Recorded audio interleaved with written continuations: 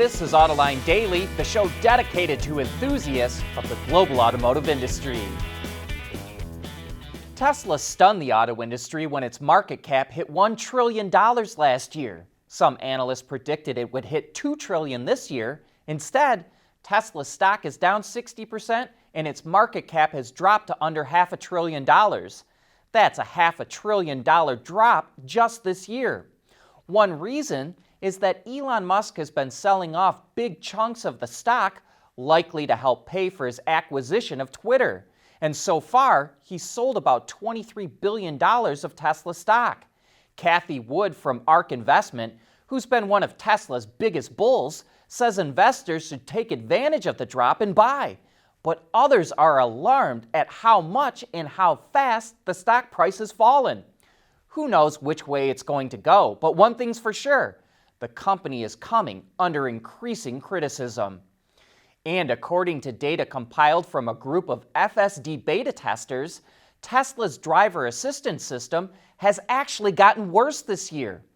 The data only covers 72,000 of a total 60 million miles driven by FSD beta, but Tesla doesn't post its own results. And based on the data we do have, the overall miles per disengagement rate is down 54% compared to last year. A disengagement is either when the system has to shut itself off or the driver has to take over. And right now, Tesla's FSD system only drives a few miles between disengagements, while Waymo and Cruise are reporting tens of thousands of miles between their disengagements. Could Ford be getting back into Formula One? At a media event on Tuesday, Doug Field, who runs the EV operations at Ford called Model E, dropped an interesting comment. He said car companies should be involved in Formula One because you can find really good engineers in the racing community. He also said Ford is working on a top secret project that he couldn't talk about. That doesn't mean it's a racing program, but today Motorsport magazine in the UK reports that Ford is exploring options of working with the Red Bull racing team, which just won this year's Drivers' and Constructors' Championships. If Ford does get back into F1, it would happen in 2026 when new regulations mandate much more electrification of the powertrain. At Schaeffler, we pioneer motion.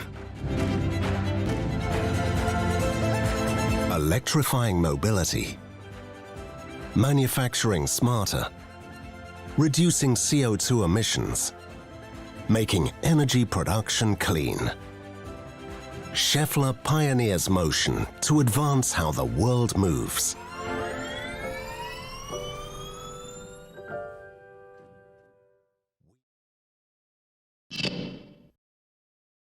We finally got official performance numbers for the all-new Mustang's powertrain lineup. Currently at the top of the heap is the Dark Horse Edition. Its naturally aspirated 5-liter Coyote V8 makes 500 horsepower and 418 pound-feet of torque. The Mustang GT, which also features a 5-liter V8, has 480 horsepower and a similar torque rating. The reason the Dark Horse has more power is because its engine's been upgraded with a uniquely balanced crankshaft, strengthened camshaft, and forged connecting rods, which allows for higher cylinder pressure and piston speeds. The new GT, for its part, is still the most powerful Mustang GT ever and features a segment-first dual intake and throttle body system, as well as an active exhaust. The EcoBoost Mustang comes with an all-new 2.3-liter turbocharged 4-cylinder engine that makes 315 horsepower and 350 pound-feet of torque. That horsepower figure is only slightly more than the 310 that the previous EcoBoost Mustang made, and it's also expected to raise fuel economy slightly from 32 mpg highway and 25 combined up to 34 highway and 26 combined. It's important to note that all these performance figures were achieved with premium fuel in the tank. The all-new Mustang goes on sale in the U.S. in the summer of 2023. Toyota showed off a couple of concepts in Thailand, and one of them is a battery electric version of the Hilux pickup truck. And while there's no info to provide about this truck, which is called the Hilux Revo BEV concept, it does just look like the current version of the Hilux with most of its grille closed off. The other vehicle is the IMV0 concept. IMV stands for International Multi-Purpose Vehicle. Toyota says it will be truly affordable and innovative, and it sounds like it will come with a number of powertrain options. A version of this vehicle is supposed to launch over a year from now. And Toyota dominates Thailand with a roughly 33% market share, and the region, which is where the Hilux is made, ranks only behind China, Japan, and the US in total production for the company. Ford and Chinese battery company CATL could build a battery plant in Michigan or Virginia. Bloomberg reports that Ford would own the plant and all the equipment so it could qualify for tax credits under the Inflation Reduction Act. But CATL would run the plant and own the technology to make the battery cells. And by teaming up with Ford, CATL could probably avoid political tensions between the US and China. The plant would make LFP, or lithium iron phosphate batteries for Ford, which could help lower the manufacturing cost of its EVs. We want to know what drives your testing. OTA, connected car, diagnostics, remote testing. Intrepid Control Systems is here to help you work from anywhere. Intrepid Control Systems, driven by your data.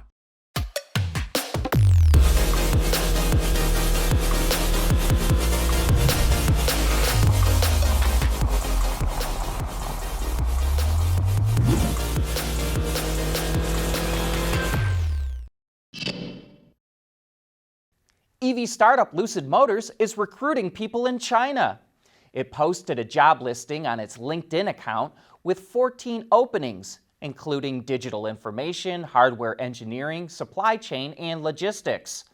Lucid is burning through cash and desperately needs to boost sales. So it looks like it's turning to China to get the talent and sales volume that it needs. Polestar is making driver monitoring a standard feature on its Polestar 3 crossover. It uses cameras and software to track the driver's head, eye, and eyelid movements, and if it detects the driver is drowsy or distracted, it triggers audio and visual warnings, and if those are ignored, it can even bring the vehicle to a stop. The technology was developed by a company called Smart Eye, whose driver monitoring software is already in more than 1 million vehicles. Polestar will demonstrate the system at CES next month. Toyota is partnering with a company called Encore to test V2G, or vehicle-to-grid charging. If you haven't heard of this before, the technology allows an EV to send energy back to the grid from its battery. Initially, the two companies will test V2G at Encore's research and testing microgrid near Dallas, Texas. The site includes a V2G charger, solar panels, and battery storage for testing and evaluation. Then next year, the project will expand to include testing at homes and businesses. The National Resources Defense Council released a study recently that said the 14 million EVs expected to be on California's roads by 2035 would be able to power all the homes in the state for 3 days using vehicle-to-grid technology. Speaking of Toyota, is it crazy, or can hybrids save the internal combustion engine?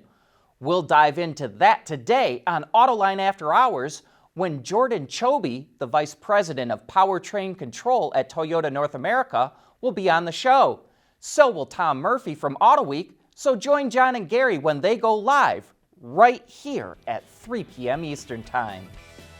And that brings us to the end of today's show. Thanks for tuning in.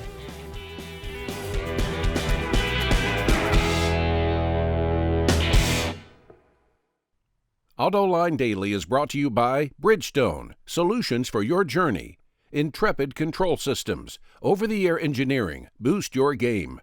And by Scheffler, we pioneer motion.